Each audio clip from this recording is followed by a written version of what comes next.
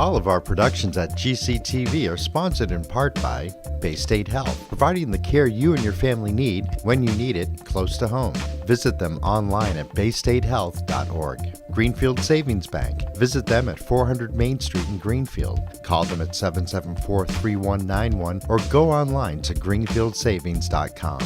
Greenfield Community College, providing access and excellence in higher education in the Pioneer Valley. Visit them at gcc.mass.edu. The Hammond Family. The Hammond family are longtime supporters of Greenfield Community Television. New Fortune Chinese Restaurant on the Mohawk Trail in Greenfield. Visit them online at newfortunema.com. Call them at 772-0838 and check them out on Facebook. Real Cleaning Services, cleaning Hampshire and Franklin County since 1972. We don't cut corners, we clean them. Check them out online at realclean.com. Call them at 413-422-1143. People's United Bank, located at 45 Federal Street in Greenfield. You can call them at 774-3713 or visit them online at peoples.com. The Solar Store of Greenfield, replacing fossil fuels and nuclear power one home at a time. Visit them at 23 Fisk Ave. Call them at 413-772-3122 or visit them online at solarstoreofgreenfield.com. Thank you to our sponsors for supporting all of GCTV's productions.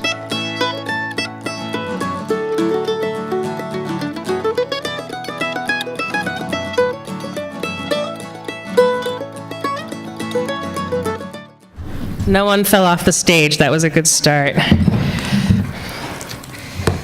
So it is really, truly an honor to be here today, to moderate this panel, because I really believe in my heart of hearts that the well-being of schools, youth, businesses, and the economy for the whole region and state is really dependent, is totally interconnected, right? One complete system. And it seems to me that we're in a time when the impact of the gaps that have existed in these relationships and the system is no longer deniable, and additionally, denial is no longer sustainable. So thank you for coming today and being a part of this movement towards a whole other kind of wave and level of collaboration, resilience, and growth for our region. I'd love to find out more, like who's here today. We've got a sense of it already, but raise your hand if you're from a school, from a high school. All right, thank you so much for coming. I want to honor it's your vacation, it's school vacation week, and it's really fantastic to see you here, so thank you for making that stretch. How many professionals here today have gone into a school to support students' career development in some way? Yes. Look around, that's fantastic. Thank you. Okay, keep your hands up if there's also been a youth in your workplace. Fantastic. And one more time, keep your hands up if a youth was an intern or had some kind of work experience in your workplace, supervised by you or not. All right, fantastic. Thank you. So last but not least, how many community organizations, agencies are here that broker connections between youth and the business community? And I really want to invite schools and businesses to look around, because these are really incredible resources. And there's so much energy right now, there's so much more resource, maybe than there ever has been, to support these business and school partnerships. And what's even more amazing to me is all those people that raised their hand are not individuals standing alone, right? They're networked with a whole state or even kind of federal, regional organizations that are really focused on the importance in supporting these business and school connections. And really, this energy is available to you to help you foster that next generation of employees and really shape and prepare them more fully in ways that you're not seeing them come prepared at this time.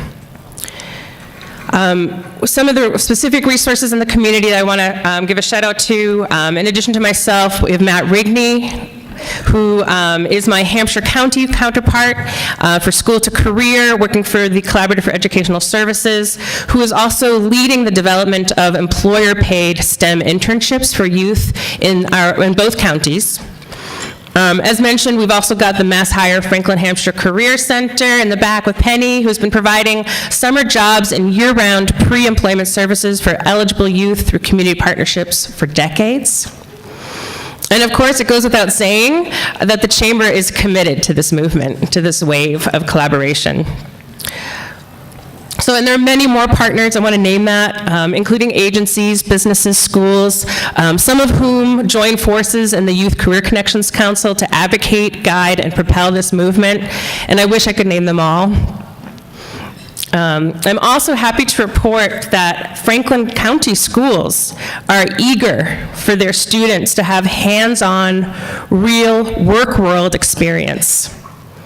Many have applied and been awarded grants that require work-based learning for students and engaged business partners. So your collaboration is more welcome and needed than ever. Now I would like to turn our attention to our 4 panelists who will speak to the importance of school and business community partnerships from many different vantage points. First, I would like to introduce all 4 panelists and then give each of them their time, and we hope that there will be time to take questions at the end. So, our first panelist, Stephanie Lubers, head of school from Stoneleigh Burnham School. The next panelist is Jocelyn Croft, coordinator of vocational and technical education at Franklin County Technical School. And next we have Rebecca Banish, employer partnership specialist from Community Action Youth Programs. And last but not least, Yogi Malik, premier banker and Infinex investment executive at Greenfield Savings Bank. So without further ado, yes, it's a fantastic panel. Thank you for coming today. So Stephanie would love to hear how you see these connections and support them.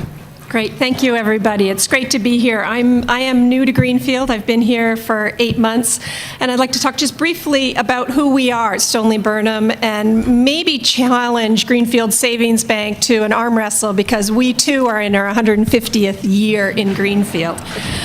So we're super excited about that. Stoneleigh Burnham School is a school of 150 girls, 7th through 12th grade. We have both day and boarding population. Our day population is 40%, and we represent 12 different countries on campus. We have signature programs in equestrian, in debate. Our girls go to international debate competition every year. We have one going to the Worlds this year. We have amazing arts programs, and we are an international baccalaureate school. There are 3 reasons why I came to this school, and they are related to the connection to Greenfield. It is this amazing mission that we have in which we want girls to find their voices, and we want them to go confidently into the world knowing that those voices will be heard. And so we need to give our girls opportunities outside of our campus, and I'm really excited about that.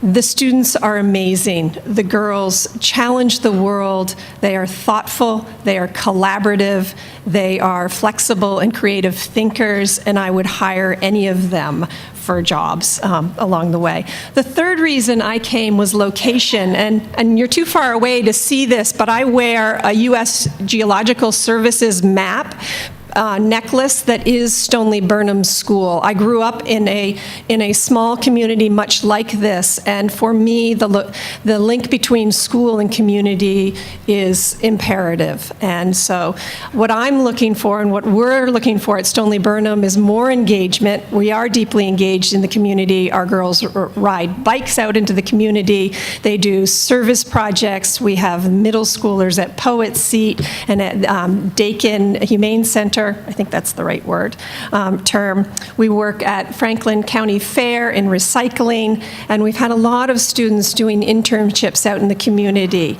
Our International Baccalaureate program has a component called Community Activity and Service, and the girls create large programs in which they serve the community externally for a full year in some major project. And so there's a lot of effort that could be garnered from them in the work that you're doing out in the community as well. So we have wonderful ways to connect, and we're looking for more internships and more connections for our students in the community where they can give back and learn about the connectedness of all people.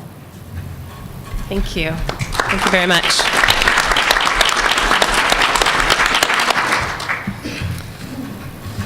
Jocelyn Croft. Okay, thank you. Good morning, I'm Jocelyn Croft. I'm the CTE Coordinator, or Career and Tech Coordinator at Franklin County Tech, and that means I manage, I supervise, and I develop programs in the vocational technical side of the school. At this time, we have 12 programs. We cover 540 square miles of 19 communities, so we are a pretty big district that we have. Of our 12 programs, we are very aware of what the gentleman said earlier, is that there's a shortage of skilled workers and there's an aging population out there. And so we need to have a pipeline of incoming tradespeople, and that many trades that are out there. So that is probably our primary goal, is to prepare people in skilled work. The programs that we offer are a reflection of the businesses, and a good analogy that I can give you is that Franklin County Tech has machine technology or advanced manufacturing. We have that because embedded in this community are manufacturing plants. On the other hand, Upper Cape Cod Tech does not offer machine technology because there's no such industry out there. What they have one called marine technology, which is for boats and harbor management. So a good vocational school is going to reflect the needs that are out there that the businesses are looking for. Otherwise, what are we doing? So I'm pretty confident that what we have is what people are looking for. But what we really do value, and the whole point of this, is the connection between businesses and our schools and the youth that we serve. So this regional connection is very important. So one of the very significant things I wanted to mention is our cooperative education program. Our cooperative education program puts our seniors and some juniors out into the workforce during their senior year. The model for the Massachusetts vocational schools is that students have 1 full week of their technical program, and then the following week, a full week of their academic program. So our seniors, during their shop week, are able to go out to work. We have 56 employers in Franklin County who have on their payroll 85 of our students. And what they're doing is breaking through many, many things that you might not even be aware that you're supporting. One, the fear of that first job. That's really scary.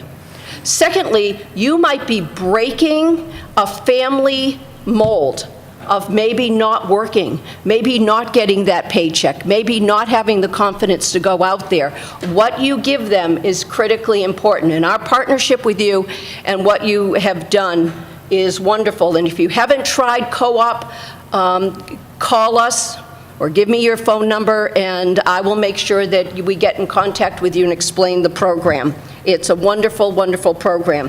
The second important connection that I want to mention is the connection between our programs and what you, the businesses, value as you see careers and the industry change. And we do that through what are called program advisory committees. These committees are trade-specific. Over 100 businesses are on these committees, these 12 committees.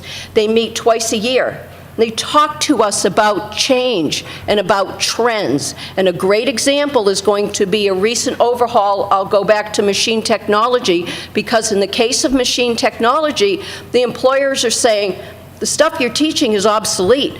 We need new CNC equipment. You need to be rolling that out to your students. And we did an overhaul. Now, we did that in partnership, not only with the businesses, but Patricia Crosby under the REB, as we used to call it, and Greenfield Community College.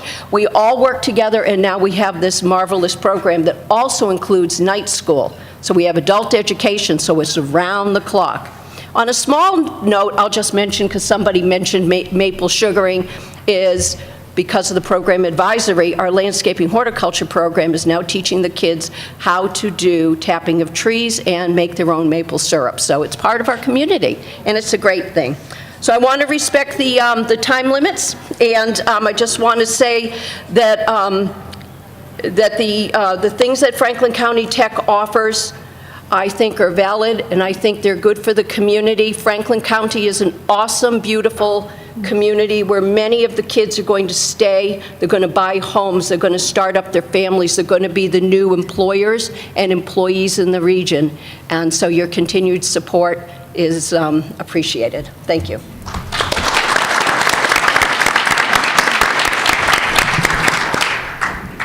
And now again, we have Rebecca Banish from Community Action. Hi, everyone. So, Community Action Youth Programs has a pretty broad scope. We do a variety of different programs, and we're also involved in Franklin County, Hampshire County, and the North Quabbin, so we have a wide service area. But at the core of what we're doing, we are meeting youth where they are and giving them opportunities they might not otherwise have access to. And because we serve a wide age range and we're able to serve youth through a variety of different programs over a long period of time, we're really about getting them from here to there, or A to B, whether they're starting from in school, if they dropped out, if they graduated without a plan. We want to help youth navigate from a place of uncertainty to stability. A big part of how we do that is by helping youth access internships at area employers. So we are partnering directly with employers, we're building strong relationships with employers because we want to find people who care about creating a strong workforce and who care about fostering that next generation of employees. When we work with an employer, it's a three-way partnership. So there's the youth, there's the employer, and there's also a staff person on our end who can help walk the employer through what is sometimes a new experience of hiring somebody who's really young. What we find is that the internship has a lot of value for both the youth who's getting that first job experience or maybe new job experience outside of food service or those first jobs, but also for the employer. They're finding that they are able to put a lot more energy into their business. They're finding that they're inspired by the youth that they're working with. So there are a couple great examples of this. One that comes to mind is Bird Hill Farm in Ware. So this is a one-man operation, a small B&B, and over the past few years, he has hosted several interns, sometimes as many as 3 interns at once, and has really been able to expand and diversify his business and the kind of programming that he offers there. And the youth are able to then engage with the entrepreneurial process and are creatively engaged in what's going on in his business. Another example of this would be a partnership we had with the Northampton Senior Center. So last year we had a youth who was working there and who found out, oh, I really like working with the elderly, and took the initiative to start a tech class for seniors at the Senior Center. And then after his internship ended, he then went back and volunteered there because he cared so much about the work that he was doing. So part of what I find so encouraging about these stories is that the employers are really seeing the value of partnering with youth. We try and talk about how the investment of mentorship really pays off, whether it's for the employer or for the young person. The positive impact that having those early work experiences can have lasts for the rest of someone's career. And we really see that happening. So if you are an employer who has an aging workforce, you should hire youth. If you are an employer who is struggling to stay modern with all of the new tech advances, you should hire youth. If you care about the next generation of employees, you should hire youth. All of these are great reasons, and these are all things that I think all of us have been talking about and will continue to talk about.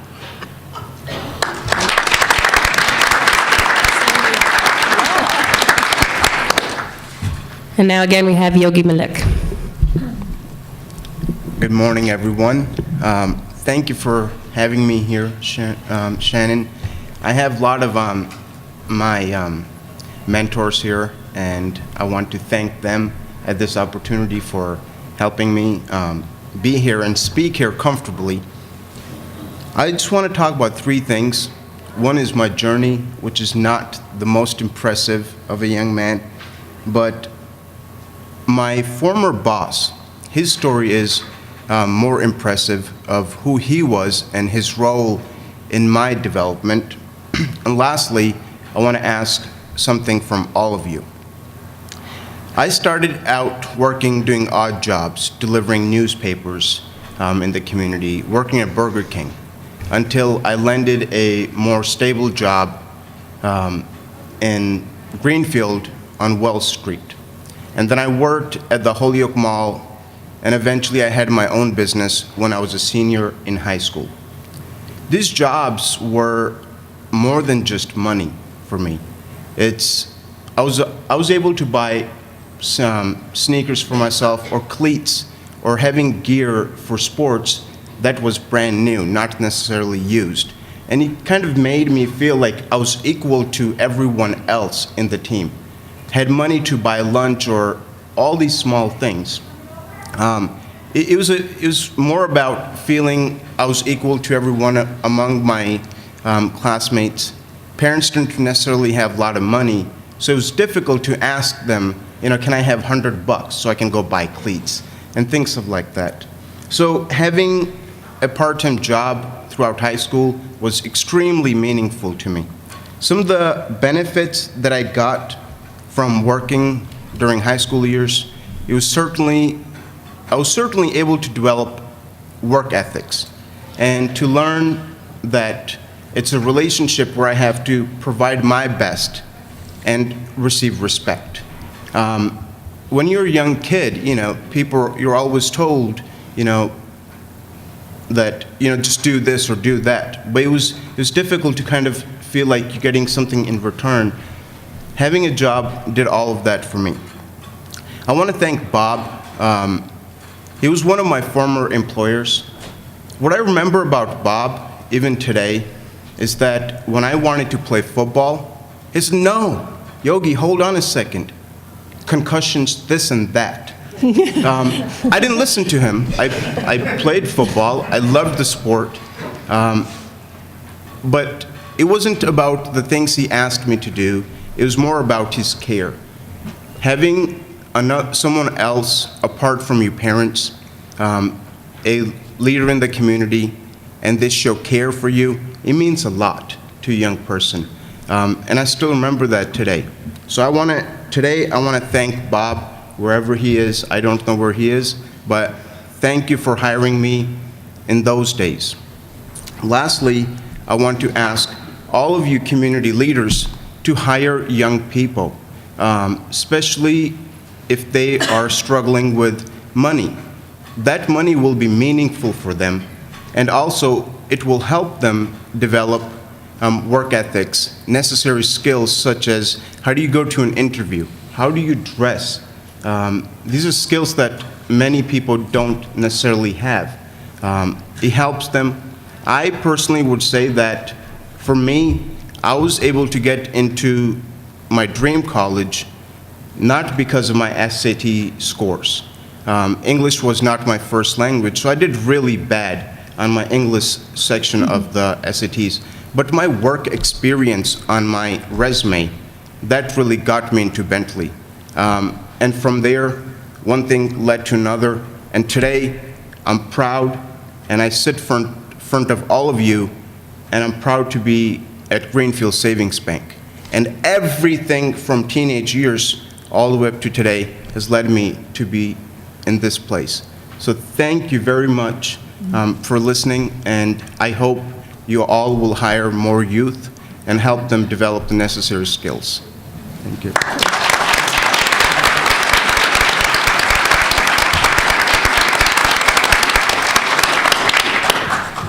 Thank you, panelists. I'm sure that the example, the visions and opportunities that you've been able to share will inspire new levels of collaboration. And I'm holding the vision that this will inform and inspire the next generation of adults, this new collaboration, right, that we're all engaging in, that this will inform and inspire the next generation of adults to reinvest their gifts, including experience and education, which will be greater than ever, back into Franklin County. And that this will continue to build through generations as they enter the workforce and become our community in this beautiful place we call home. So thank you again. We do have time for questions, and so I'd love to open this up, and feel free to ask our panelists or myself for additional input. Great. I was wondering if you could list the 12 programs that you have. Yes, I can. Thank you. I brought a few things. I said, oh, they might want some data. So yes, the 12 programs that we have auto technology, of which if you get your car fixed in Greenfield, almost every single place has our students working there at some level, graduates. Auto collision and repair, carpentry, cosmetology, culinary arts, electrical, health technology, landscaping and horticulture, machine technology, which you also refer to as advanced manufacturing, computer programming and web development, plumbing and heating, welding and metal fab, and starting next year, we're going to also have animal science, veterinary science. Yep. Great. Any other questions?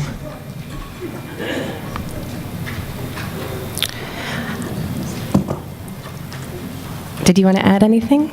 I just have a comment that, Please. that this interconnectedness is so incredibly important. So in that list of 12, I just wrote down 9 things, 9 areas where Stoneleigh Burnham would love to have a young person from this community. So our students moving out and off of campus and having other young people on campus and building those connections, just really exciting and important. And I think it is going to build up all of us and what we're doing in serving youth. Can you tell us what those 9 are? Oh, 9 are carpentry, culinary, electrical, landscaping, health services, CS and web design, and plumbing and heating. Oh, and the animal husbandry is very exciting because we have this equestrian program in which we train girls to be trainers, and they do veterinary science as well. So there's an easy partnership for us there that I didn't know we had. We're going to talk. We're going to talk, We're yes. talking. Please, Patricia. One of the things we were thinking at this table is, where were all these people when we were in high school? So I don't remember a lot of programs, but I do remember the people. You know, just as we heard. I remember individually, grade school, high school, college. I remember the people who reached out. And that's a great point to kind of connect that with our early experiences, because I feel whenever I talk to people about what I do, you know, helping students make more informed career decisions by exploring careers, having these connections with employers, they're like, oh, I wish I had that.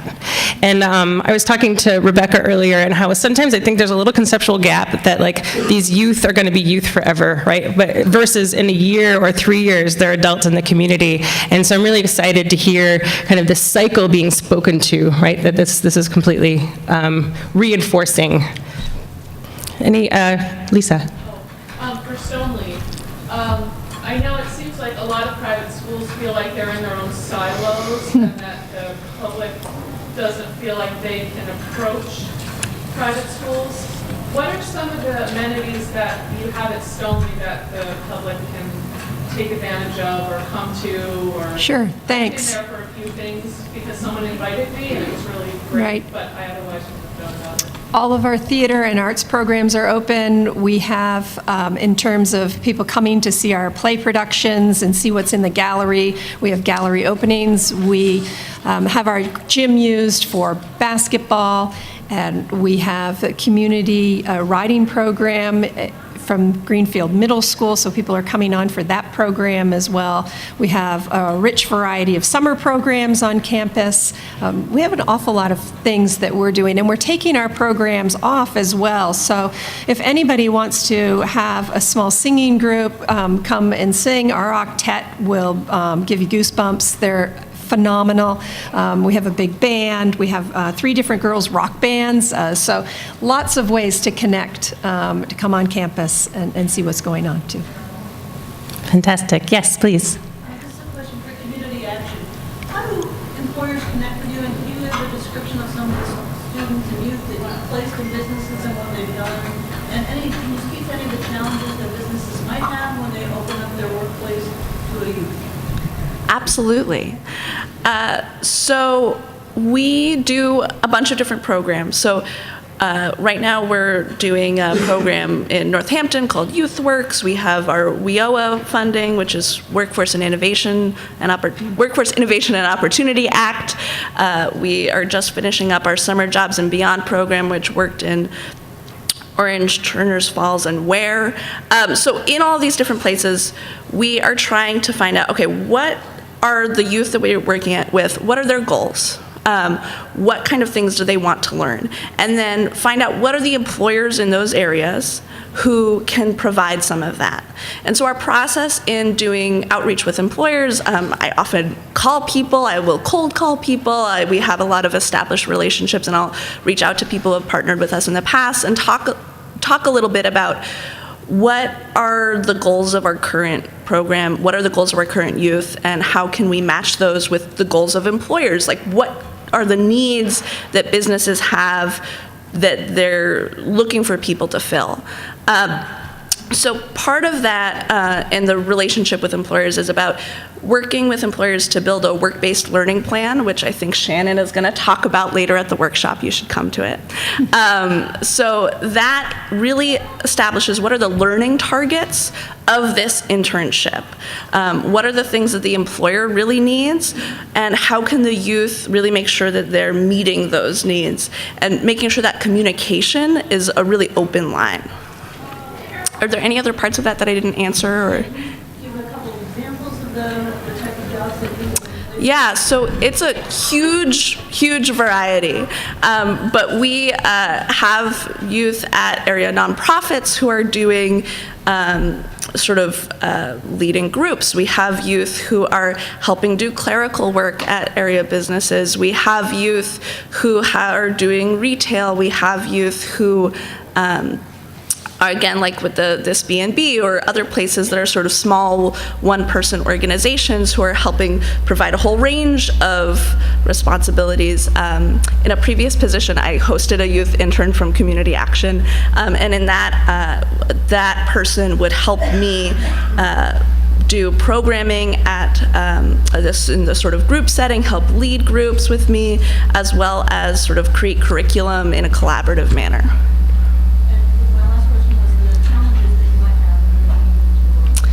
Yeah, so there are always going to be challenges, I think, in bringing anybody new into a workplace, but and a lot of times with people who it's their first job experience, that's doubly so. So part of what I said earlier is that investment in mentorship is always going to pay off, and I will be honest, it might not always pay off for the person doing the mentorship, but that positive impact is going to last longer in that person's life. So one thing that young people are really learning is how to show up on time, how to present themselves professionally, how to navigate complicated stuff that's happening outside of their life, outside of their work life, and not bring that into the workplace. So these are things that people have to learn how to do, their skill sets.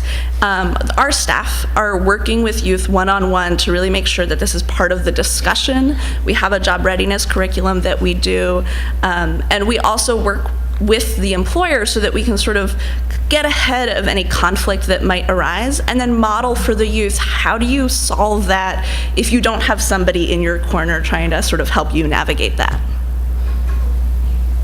I'd like to add a little bit to that. I think, if you don't mind. Yeah, go for it.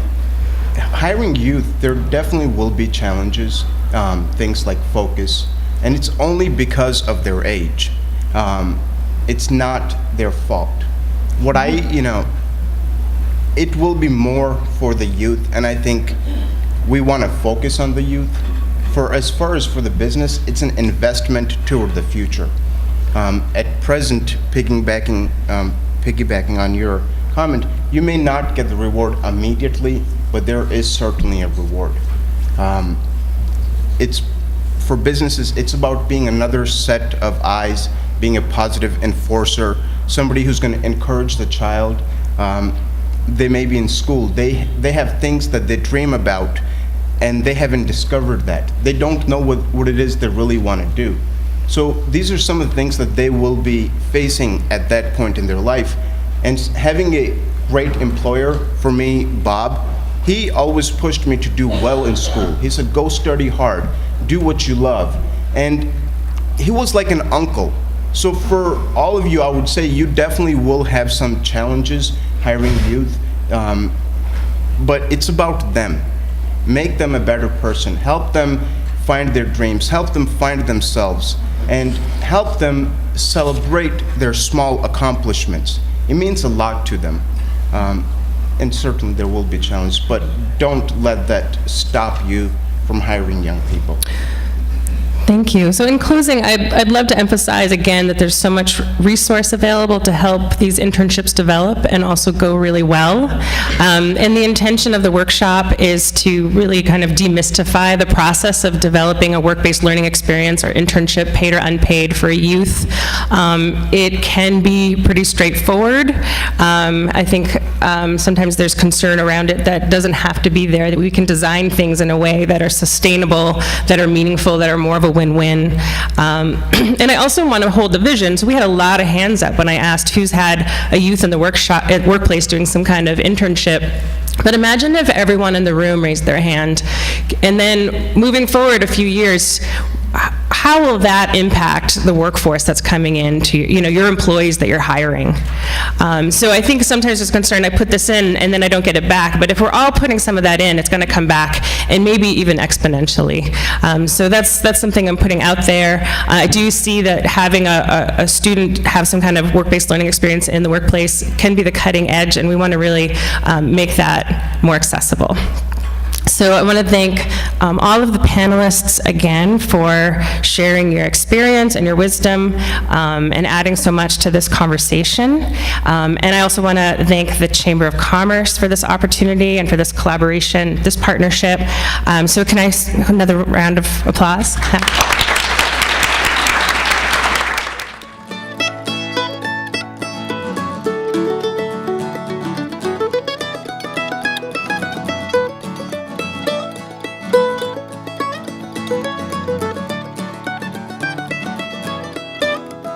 Productions at GCTV are sponsored in part by Bay State Health, providing the care you and your family need when you need it, close to home. Visit them online at baystatehealth.org. Greenfield Savings Bank. Visit them at 400 Main Street in Greenfield. Call them at 774-3191 or go online to greenfieldsavings.com. Greenfield Community College, providing access and excellence in higher education in the Pioneer Valley. Visit them at gcc.mass.edu. The Hammond Family. The Hammond family are longtime supporters of Greenfield Community Television.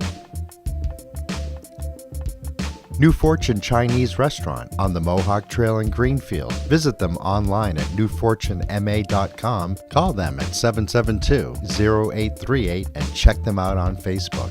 Real Cleaning Services, cleaning Hampshire and Franklin County since 1972. We don't cut corners, we clean them. Check them out online at realclean.com. Call them at 413-422-1143. People's United Bank, located at 45 Federal Street in Greenfield. You can call them at 774-3713 or visit them online at peoples.com. The Solar Store of Greenfield, replacing fossil fuels and nuclear power one home at a time. Visit them at 23 Fisk Ave. Call them at 413-772-3122 or visit them online at solarstoreofgreenfield.com. Thank you to our sponsors for supporting all of GCTV's productions.